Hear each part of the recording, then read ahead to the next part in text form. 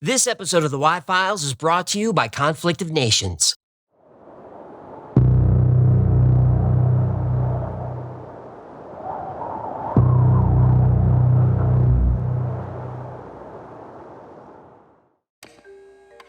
In 1948, the streets of every major city in America saw a huge and sudden rise in the heroin supply. Harry Anslinger was the commissioner of federal narcotics, and he wanted answers. A confidential informant drops a bombshell. The man bringing in the heroin is the head of the Mafia's national crime syndicate, Lucky Luciano. That was a surprise. The mob didn't deal drugs, but maybe things changed. Anslinger sent agents to Sicily, where they caught Luciano preparing a half-ton shipment of heroin heading to New York City by way of Havana. Now, the U.S. government didn't have jurisdiction in Sicily, so they brought in the local police. They refused to make an arrest. Anslinger called the State Department for help. After a few transfers, his call is finally connected to the U.S. Embassy in Palermo. A young man picks up the phone and says, "Sorry, Commissioner, have your agents stand down. Lucky's with us." Anslinger was confused. He asks, "What do you mean, us?" The response was the last thing Harry Anslinger expected to hear. Lucky Luciano, one of the world's most notorious crime bosses, was working for the CIA.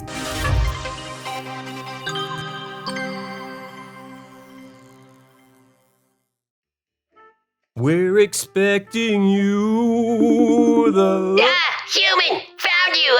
You're at work! Yes, I'm at work, and you're not. Where are you? I am in a hole in the ground. I can see that, but why are Look, you— no time for chit-chat. We got a Code Brown situation. Repeat, we got a Code Brown. Code Brown? I'll grab a bucket and some rubbers, and I'll be right over. No, wait, not Code Brown. What code is this? Code Burnt Sienna?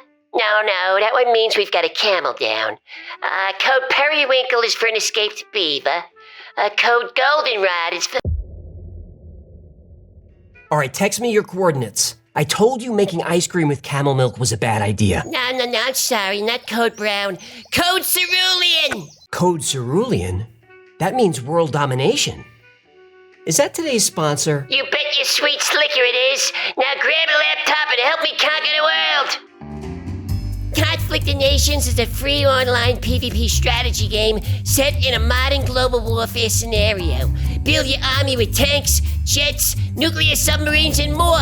Strategically declare war on neighbors, or if you're feeling friendly, you can forge alliances, choose a real country to lead, and fight up to 128 other players in real-time games. Some can even last for weeks. Yeah, I don't think I can sit at the computer for a whole week. Oh, you don't have to.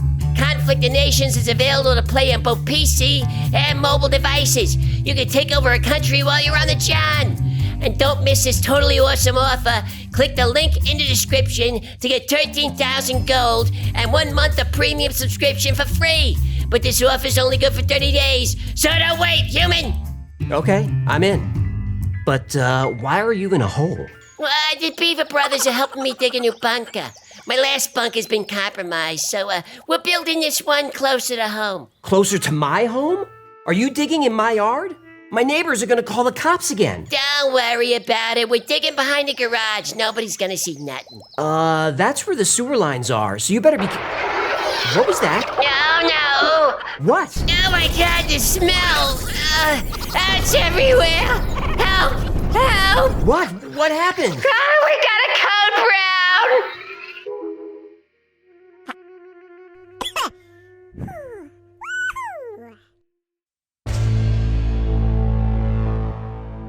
After World War II, Europe was divided. The Western Allies controlled West Germany, while the Soviets held the East. As former allies became enemies, the Cold War began. The Soviet Union suffered massive losses, liberating countries as it marched to Berlin. And those liberated countries? They weren't giving them back. Poland, Hungary, Romania, Bulgaria, they became Soviet satellite states, and the Soviets wanted more. How much more? Nobody knew. Europe was in ruins, but the Russian army was still strong. If they pushed west, they would be hard to stop. The Allies needed a plan to contain the Soviets, so they turned to Allen Dulles of the CIA, America's new intelligence agency. During the war, the Office of Strategic Services, or the OSS, coordinated espionage and covert operations. Alan Dulles was the OSS station chief in Switzerland. He watched the Soviet Union closely, and he didn't trust them. They may be temporary allies, but they were communists. Dulles believed in using every tool available to fight communism. A radical plan to stop Soviet expansion landed on his desk. It focused on training small groups of citizen soldiers in sabotage, supply raids, propaganda, and guerrilla warfare. These stay-behind soldiers would resist Soviet influence even if their governments fell. The White House loved the idea. The only question was, who would lead this secret army? Alan Dulles had the answer. Nazis. Oh, great. What could possibly go wrong?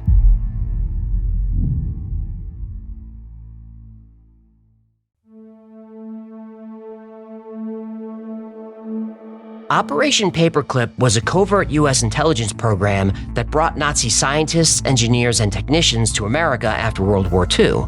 Many of these scientists had been implicated in war crimes and human rights abuses, but the U.S. looked the other way.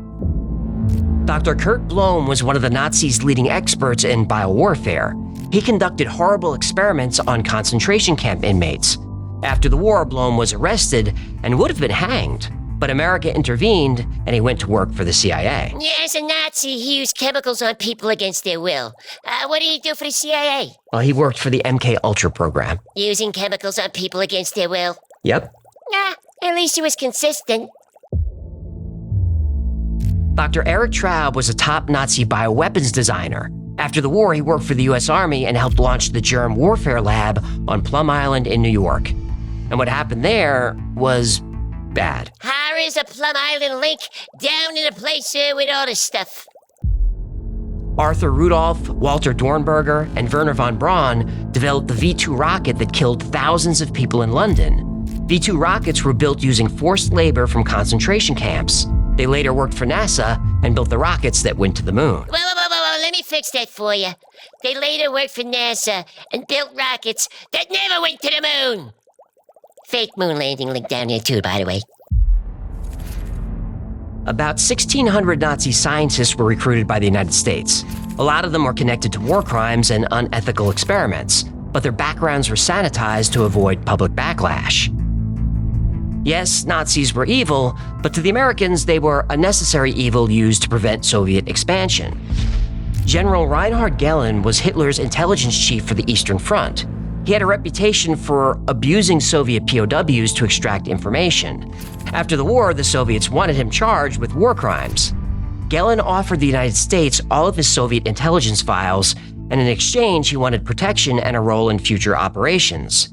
The U.S. agreed. Under Operation Paperclip, Gehlen became an American asset. All war crimes were forgiven. Gehlen worked with the CIA to stop Soviet aggression. The CIA was a civilian organization. It wasn't armed or militarized. It only gathered intelligence. Gehlen needed something with more teeth. He built a new organization focused on the Soviet Union. It was more than just for intelligence gathering. They would be a paramilitary organization trained in guerrilla warfare and sabotage. Gehlen's first recruits were Hitler Youth and former Nazi soldiers. He called them werewolves. They were ordinary citizens by day and communist killers by night. Alan Dulles loved it. Gehlen's werewolves would be the secret army the CIA didn't have. Resources poured in from the US and the UK, and Gehlen set up a network of secret supply caches all over Germany. The new German government didn't know these secret stay-behind armies existed until a former Nazi officer exposed the operation. The Americans were caught funding a secret Nazi army led by the brutal General Reinhard Gehlen. This was horrifying news. The new German government ordered a full investigation, but that never happened. The CIA had the investigation closed and covered up. It didn't matter that the operation was illegal. The werewolves were necessary. The Soviet Union was strong and getting stronger. Then a new threat emerged. In 1947, communists were winning local elections all over Italy. National elections were coming up. Italy was becoming the first communist country in Western Europe. This was unacceptable. It would undermine America's position in Europe and increase Soviet influence. The CIA wanted Gellen's guerrilla warfare plan expanded and brought to Italy. They would recruit hundreds of paramilitary soldiers starting in Rome. This new army would be called Operation Gladio, named for the gladius, the sword used by Roman soldiers. Recruits would be trained by US and British special forces and given all the tools and tactics needed to fight communism in Italy. The CIA just needed one last thing to get Gladio running: a lot of cocaine.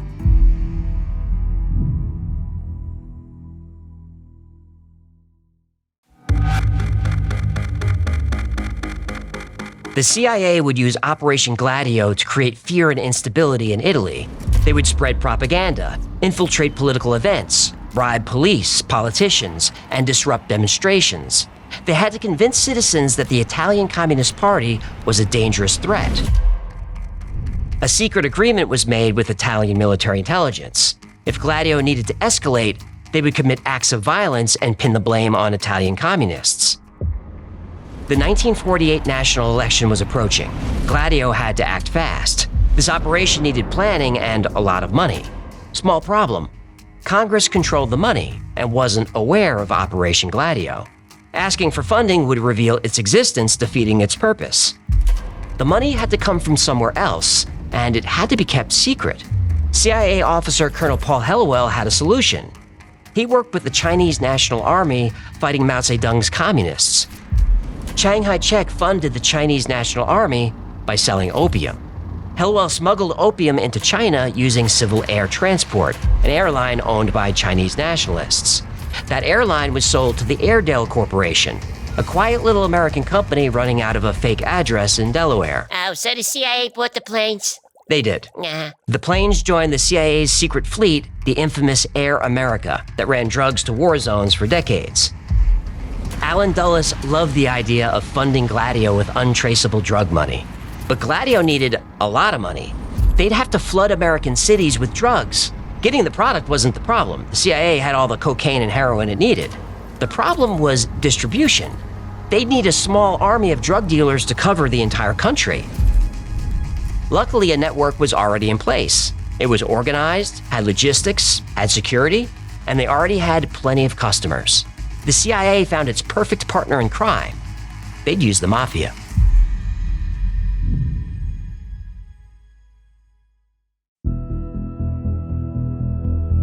The relationship between the mafia and the CIA began a long time ago. During World War II, German submarines were threatening the American coastline. The military couldn't monitor every dock and waterfront, so it got help from the one organization that could: the mafia.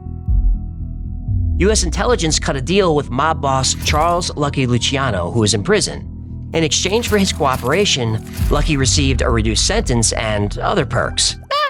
What? He broke Omerta! He did.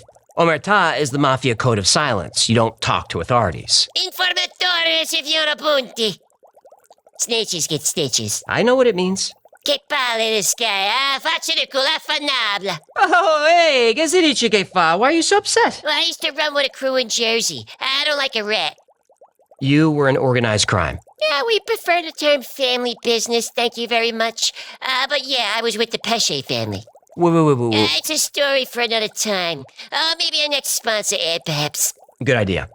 So when the CIA needed to move heroin, they knew who to call: Lucky Luciano and his mafia syndicate. Affannabla. At the time, the mafia avoided drugs. Well, they used heroin to keep prostitutes in line, but they didn't sell drugs. It was considered dishonorable. But when the CIA came calling, Lucky Luciano made an exception. The money was just too big. They made him an offer he couldn't refuse. Right. Besides, the mafia didn't want communists in power either. Commies are bad for family business. They are. Organized crime would become a target in a communist state. The mafia and the CIA liked things the way they were. So business fronts were set up in Sicily and Italy. Heroin was smuggled into the US, hidden in everyday items like sardine cans, wheels of cheese, and barrels of olive oil. Jimmy Hoffa and the Teamsters moved the drugs around the country. The operation instantly generated a ton of cash. A lot of people chasing that dragon. Yep. Heroin was good business. Operation Gladio now had its funding. But there's still a problem. Cash couldn't be paid directly to the CIA or the mafia. It had to be laundered through a legitimate financial institution. But walking into a bank with millions in cash sets off a red flag or two.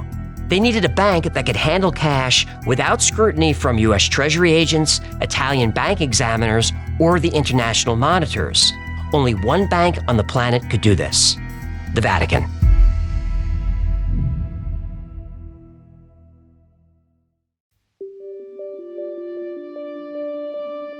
The Institute for Works of Religion, or Vatican Bank, was founded in 1942 to safeguard property for religious work or for charity. It only accepts deposits from top church officials. 5 cardinals oversee transactions and report to the Pope. And that's all we know. It's the most secret bank in the world. Exactly what the CIA needed. Yeah, you know what else the CIA needed that bank for? I'd rather just keep going. 2 words. Alien bodies. The Vatican Bank is hiding alien bodies. Yep, they grab 'em, bag 'em, tag 'em, and store 'em in the basement archives. You know, there is something suspicious about the Vatican's secret archives. Now you're starting to see. Come, swim with me, human. Swim with me and open thine eyes, that thou mayest behold the world in its true form. The Vatican Bank isn't subject to international law. It doesn't report to any agency or government, only to the Pope. It was perfect for laundering drug money. And of course, the church would get a cut. Yeah, in the family business, everybody wets their beak. The Vatican was familiar with black money from the United States. The church helped the OSS create rat lines to move the important Nazis out of Europe. Plus, the church was anti-communist.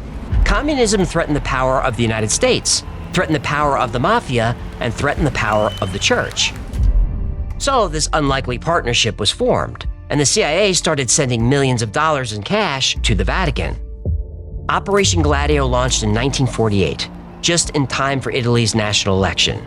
The CIA, with help from the church, used psychological warfare to create fear of a communist takeover. Communism would bring violence, economic collapse, and the loss of religious freedoms. It worked. The Communist Party was defeated. The CIA was thrilled. They were able to change the outcome of a sovereign country's democratic election, and they didn't have to use the secret Gladio army. But what good is an army if you don't use it? So the CIA sent word to the Gladio soldiers, prepare for war. It would take a few years to organize, but Gladio was finally ready to enter its second phase: terrorism.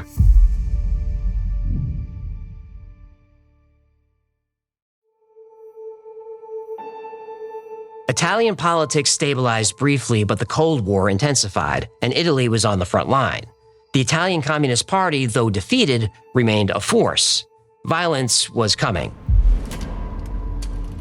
On December 12, 1969, a bomb in Milan's National Agrarian Bank killed 17 and injured 88. Anarchists were blamed. In 1972, the Red Brigades, a communist group, rigged a car bomb in Pathos. It killed 3 police officers. Italy had entered the years of lead. Far-left and far-right groups committed acts of violence. Bombings, assassinations, and kidnappings plagued the entire country. Something had to be done. Prime Minister Giulio Andreotti proposed a new, more stable government, but it was up to Parliament to decide. So a vote was set for March 16, 1978. Meanwhile, Aldo Moro, a 5-term prime minister, supported the historic compromise. This plan would give the Italian Communist Party a larger role in the government. Now, Moro wasn't a communist, but the Communist Party had a lot of public support. He feared excluding the party would lead to more violence. So Moro would present his historic compromise plan to Parliament just before the vote. Oh, the CIA wouldn't like that. Well, it didn't matter. Moro never made it to Parliament. The Red Brigades kidnapped him that morning and murdered him weeks later. Moro's death killed the historic compromise. Andreotti's new government proceeded without the Communist Party. I don't believe in coincidences. Well, neither did journalist Mino Piccarelli. He published an article with a really provocative theory about what really happened to Aldo Moro. Piccarelli had discovered Prime Minister Andreotti's connections to the Sicilian Mafia, and he openly wondered if Andreotti ordered or was complicit in Moro's death. Piccarelli thought Italian intelligence might have aided the Red Brigades. He implied Operation Gladio members and foreign intelligence agencies like the CIA could be involved. Now, Piccarelli didn't have hard evidence, but he believed there was a conspiracy between Andreotti, the Mafia, and CIA. He knew if he kept digging, he'd find proof. Oh boy, this is the kind of thing that'll get you whacked. What happened? Pecorelli was found dead in his car on March 20th, 1979, shot 4 times. And there it is.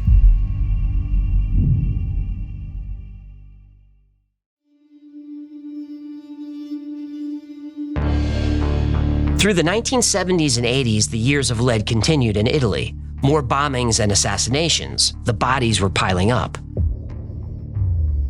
In 1984, Judge Felice Casson, a young, ambitious magistrate, investigated these attacks and saw a disturbing pattern. Military explosives like C4 were often used. Communist groups were usually blamed, but few arrests were made. His breakthrough came when Vincenzo Vinciguerra confessed to the Pettiato bombing. He said his group was armed and trained by Italian military intelligence. That's where they got the C4. Their orders were to cause disruption and violence and frame communists. This was state-sponsored terrorism. Then things got worse. Casson got a call from the local police. They had confiscated a briefcase from a local politician. It contained documents describing a plan to take over the Italian government. Casson couldn't believe it. The officer said, "There's more." The suitcase had a false bottom with more hidden documents. Casson asked what they found. The officer sounded nervous and said, "Sir, we can't tell you over the phone." Casson went to the police station to read the documents and was speechless. The documents confirmed hundreds of innocent people were killed in bombings by groups working for Italian military intelligence. Casson followed the lead.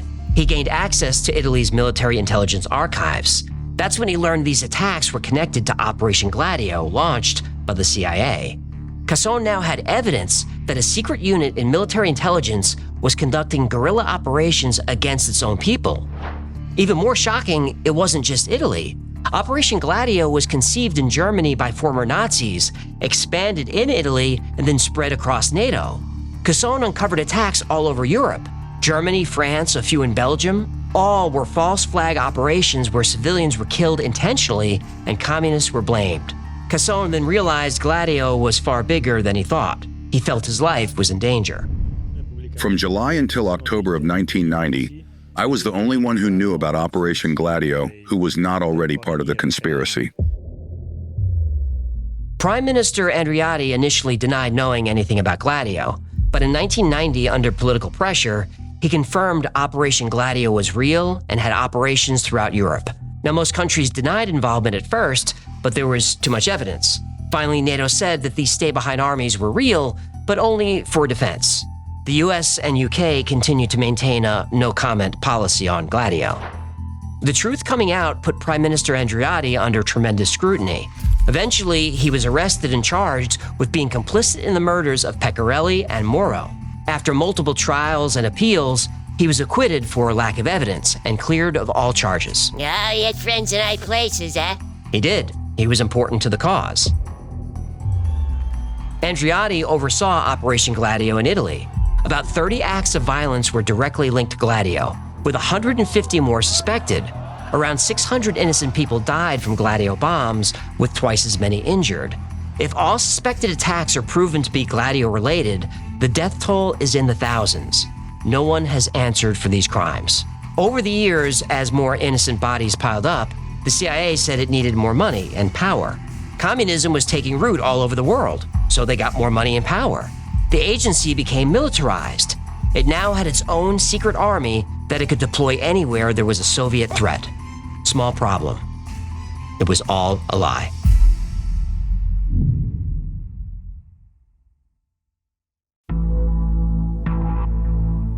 From the 1950s through the 1980s, the USSR was an existential threat to America. The CIA was constantly warning us of Soviet strength, fueling massive military spending. But was the threat real? In the 1960s, Americans were terrified of the Soviets. Let us face, without panic, the reality of our times. The fact that atom bombs may someday be dropped on our cities. Sputnik launched. Yuri Gagarin went to space. Americans panicked. The Soviets seemed unstoppable. NASA had to be created. More military spending was needed. But was it? The CIA said yes. The Cuban Missile Crisis in 1962 almost started a nuclear war. It shall be the policy of this nation to regard any nuclear missile launched from Cuba against any nation in the Western Hemisphere as an attack by the Soviet Union on the United States, requiring a full retaliatory response upon the Soviet Union. Clearly, war with the Soviet Union was coming. More military spending was needed. But was it? The CIA said yes. I grew up in the 1980s when military budgets exploded. Generation Xers like me believed that war was going to break out at any second. You can do it in the army. We were in an arms race that we couldn't afford to lose. It was a race for survival. But was it? The CIA's job is to gather intelligence so the US government can make informed decisions. Somehow these decisions always led to more military funding and more power for intelligence agencies. But the CIA knows best. Or does it?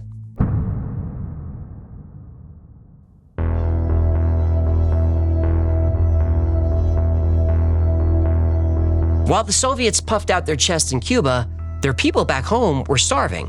From 1953 to 1964, they couldn't produce enough food to feed their population. The CIA didn't know? In the 60s, Americans were told more military spending was the only way to stop Soviet world domination. In reality, 1964 started 20 years of the Soviet era of stagnation, not domination. Their economy was falling apart. The CIA didn't know?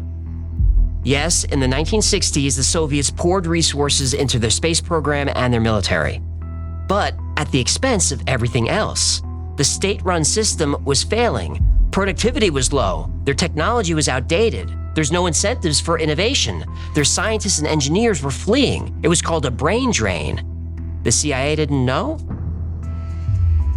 In 1985, Soviet President Gorbachev tried to revitalize the Soviet system. Part of his plan was glasnost, which means openness. He allowed Soviet citizens more freedom to express themselves. What the people expressed was, they were miserable. We finally learned the truth. Defending against Soviet aggression wasn't a strategy, it was a sales pitch. Throughout the entire Cold War, American military contractors got wealthy and intelligence agencies grew powerful, protecting us from a country that was going bankrupt and whose citizens were sick and starving. When the Berlin Wall came down in 1989, the Soviet Union had already been in ruins for years. The whole world saw it. Somehow, the CIA didn't know. Gladio was funded right up until it was exposed in 1990. Gladio still had armies ready to repel the expansion of the Soviet Union. But by then, there was no Soviet Union. The Baltic states left. Ukraine, Belarus, the Central Asian republics, they were on their way out. The CIA didn't know? In 1991, the USSR was officially dissolved. How did the US respond to its greatest enemy being defeated? It increased its military spending by 12%. Why? The Cold War was over. The Soviets lost. But I guess the CIA didn't know.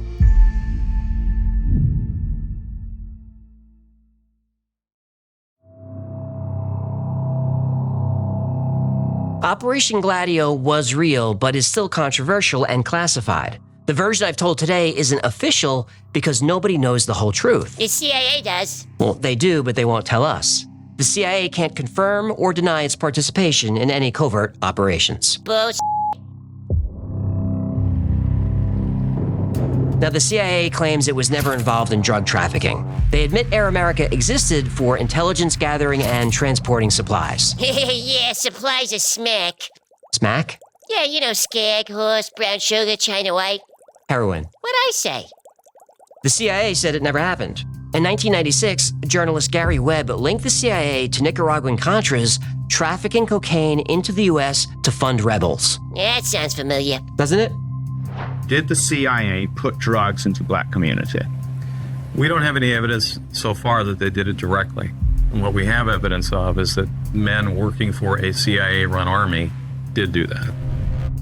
I will get to the bottom of it, and I will let you know the results of what I found. An official 1998 report investigated Webb's claims and finally put the issue to bed.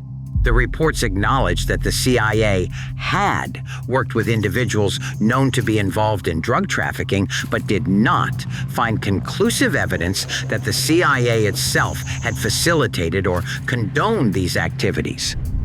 Who conducted that investigation? The CIA did. They investigated themselves? Yep.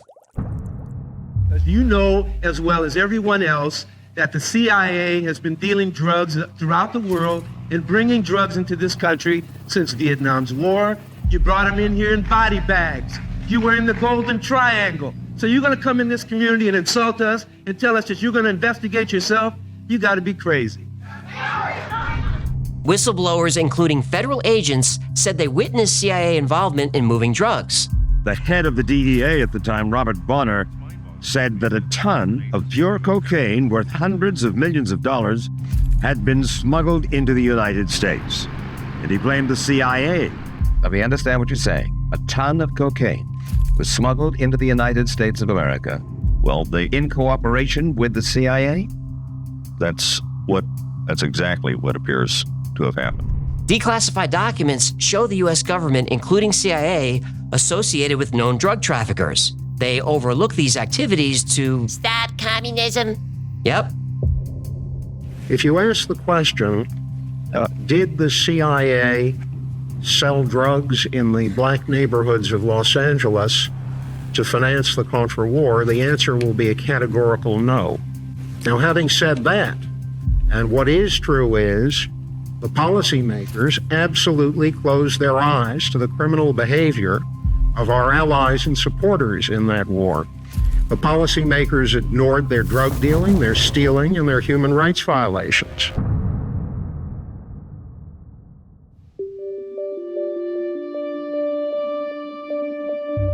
The CIA didn't admit to working with organized crime, but investigations and declassified documents show they did.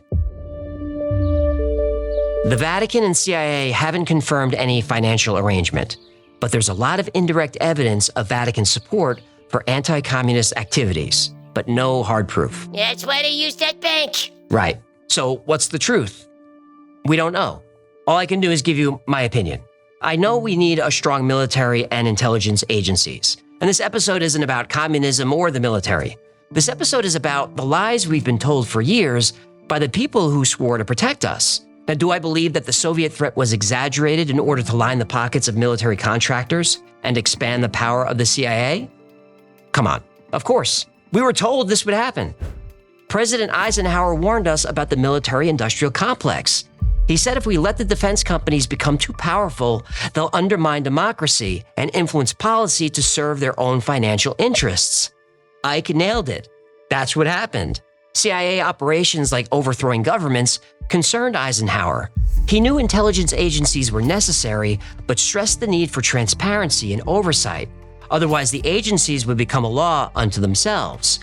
Ike nailed it again. That's what happened. JFK often asked Eisenhower for advice. Ike told him, don't let the intelligence agencies have too much power. At first, JFK trusted them, but then in 1961, he signed off on the CIA's plan to overthrow Cuba's government. The Bay of Pigs invasion was a disaster. The CIA botched it. It embarrassed America and solidified the relationship between Cuba and the Soviet Union.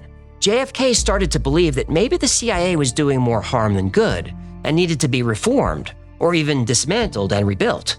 Their growing power was undermining democracy, just as Eisenhower warned.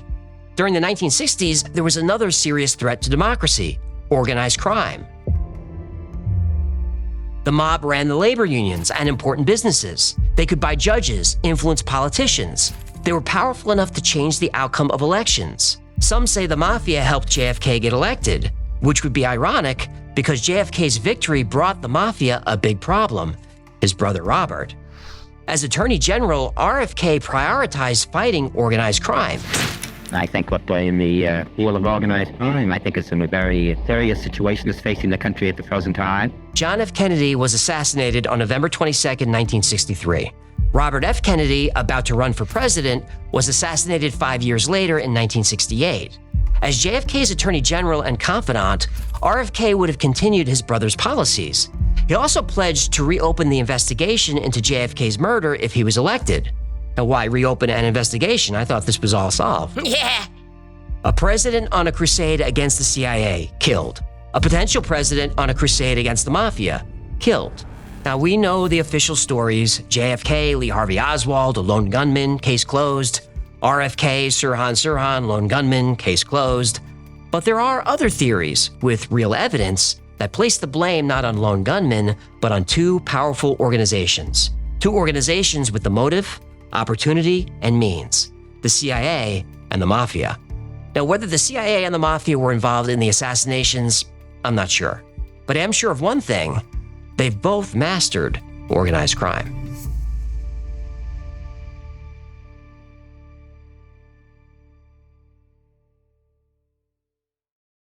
Humans, don't forget to click the link in the description to get Conflict of Nations exclusive offer of 13,000 gold and a month of premium subscription for free, which is only available for 30 days. Don't waste time. Click the link, choose your country, and fight your way to victory! Thank you so much for hanging out today. My name is AJ. There's Hecklefish. Every time I think I'm out, they pull me back in. This has been the Y-Files. If you had fun or learned anything, do him a favor, subscribe, comment, like, share. That stuff really makes him happy. Like most topics we cover on this channel, today's was recommended by you. So if there's a story you'd like to see or learn more about, go to theyfiles.com/tips. Remember, the Y-Files is also a podcast. Twice a week, I post deep dives into the stories we cover here on the channel, and I also post episodes that wouldn't be allowed on the channel. You know what? This one probably wouldn't be allowed on the channel. Well, we'll find out shortly. The podcast is conveniently called The Y-Files, Operation Podcast, and it's available everywhere. Now, if you need more Y-Files in your life, and not everybody does, some people have too much, but if you do, check out our Discord server. We have over 50,000 members, so 24/7 there's someone on there talking about the same weird stuff that we do here. It's a great community, it's really supportive, it's a lot of fun, and it's free to join. Now, if you want to follow what's going on with the Y-Files, check out our production calendar. It's theyfiles.com/cal. There we post our episode schedule, upcoming podcasts, live streams, meetups, all that stuff. A special thanks to our patrons who make this channel happen. Every episode of the Y-Files is dedicated to you. I could not do this without your support. I'm truly grateful for it. Now, if you'd like to support the channel and join this great community, please become a member on Patreon. For as little as $3 a month, you get access to perks like videos early with no commercials, access to merch only available to members, plus you get 2 private live streams every week just for you. The whole Y-Files team is on the stream, and you can jump up on stage, ask a question, make fun of the way I look, give a topic suggestion, whatever you want. It's a lot of fun, and it lets us interact as actual people. Another way to support the channel is grab something from the Y-Files store. Grab yourself a Hecklefish t-shirt or one of these coffee mugs with my face on it that says fully fistable. The coffee mug, not my face. Or get something like a hoodie with my face on it. We got backpacks, we got swimming pools, we got movie stars. No, wait, that's Beverly Hillbillies. Anyway, we got lots of stuff with my face on it. And don't forget, you can still get one of these squeezy-talking animal fish toy dolls. Those are the plugs, and that's going to do it. Until next time, be safe, be kind, and know that you are appreciated.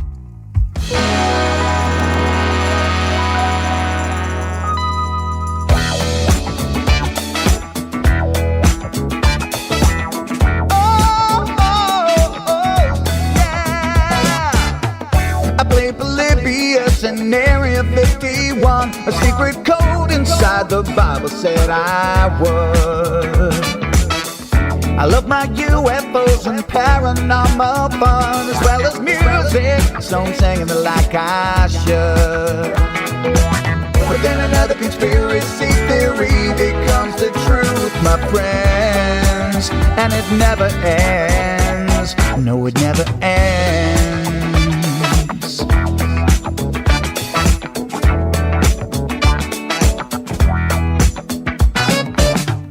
I feel the crap cat and got stuck inside Mel's hole with MK Ultra. I'm being only too aware. Did Stanley Kubrick fake the moon landing alone on a film set, or were the shadow people there? The Roswell aliens just fought the smiling man, I'm told, and his name was Cold. And I can't believe I'm dancing with the fish.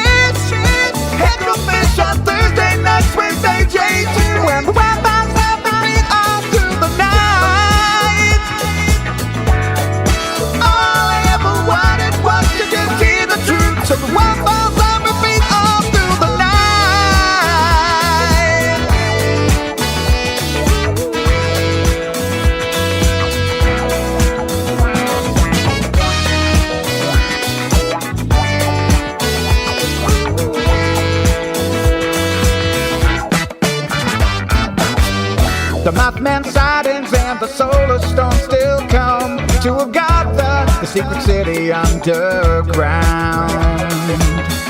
Mysterious number stations, planet Serpo 2, Project Stargate, and what the Dark Watchers found.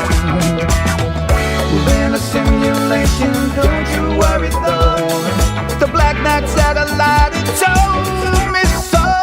I can't believe